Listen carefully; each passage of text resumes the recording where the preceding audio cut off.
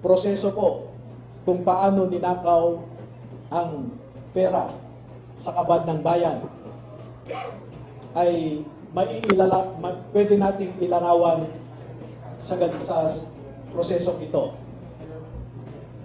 Marami pong contractors sa buong Pilipinas na napromesahan ng proyekto at hindi pa nila nakukuha ang kontrata ay nag-uumpisa na silang mag-remit kay Ginoong Saldico doon sa kanyang bahay sa Valle Verde Phase 6 sa Pasig City. At daan-daan na maleta ng pera ang dumarating doon. Merong employee si Ginoong Zaldico na binibilang ang mga pera na dumarating sa Valle Verde 6. Pagkatapos nito ay binabalik nila sa Horizon Homes sa BGC. At mula sa Horizon Homes, doon na manggagaling ang ibinibigay sa iba't ibang mga politiko at mga personalidad sa ating lipunan. Ang halimbawa po ng proseso ay nag-uumpisa sa pagbilang nila ng pera.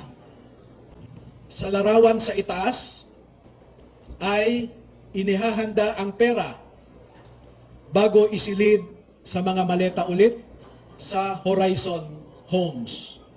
At yung larawan sa ibaba ay isang halimbawa ng pag-deliver ng pera sa bahay ng isang mambabatas. Makikita po ninyo na may nangyari kay Master Sergeant Gutesa. Sa aking tanggap na impormasyon ay napilitan siyang mag-execute ng isang affidavit na kung saan ay sinasabi niya na hindi siya kasali o wala siyang nalalaman sa mga pagde-deliver ng mga mali-malitang pera. Pero makikita po ninyo dito na siya mismo ay kasama sa pagde-deliver ng pera. Kaya naaawa po ako ngayon sa sitwasyon ni Master Sergeant Gutesa dahil ginawa siyang sinungaling. Meron pong iba pang mga larawan na sa tamang forum later ay maglalahad pa kami ng karagdagang mga ebidensya.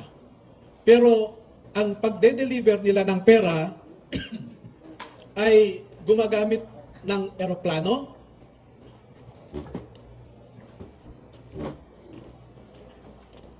gumagamit din sila ng helicopter,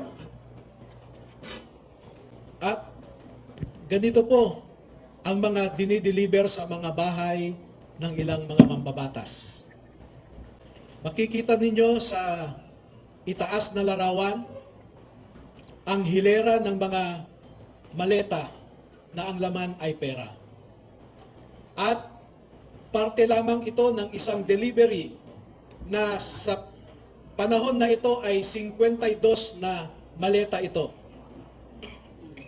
Sa isang delivery, umabot ng 52 na bagahe. Makikita rin po ninyo na ang ating mga ebidensya ay minsan kinukuhanan ang buong bahay ng mambabatas, buong bahay ng mga ilang nasa media, yung tinatawag nating mga media operators. At ganyan po sila mag-deliver. Makikita po ninyo sa ibabang larawan ang mga maleta rin ng pera. At marami pa pong iba na katulad nitong mga larawan. At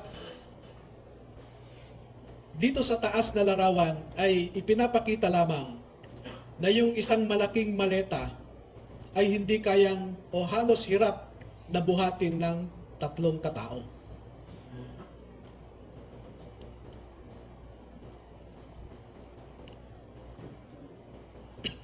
Ngayon po ay merong pangalawang aspeto ng affidavit ng ating mga magigiting na Pilipino na nasa harap natin ngayon.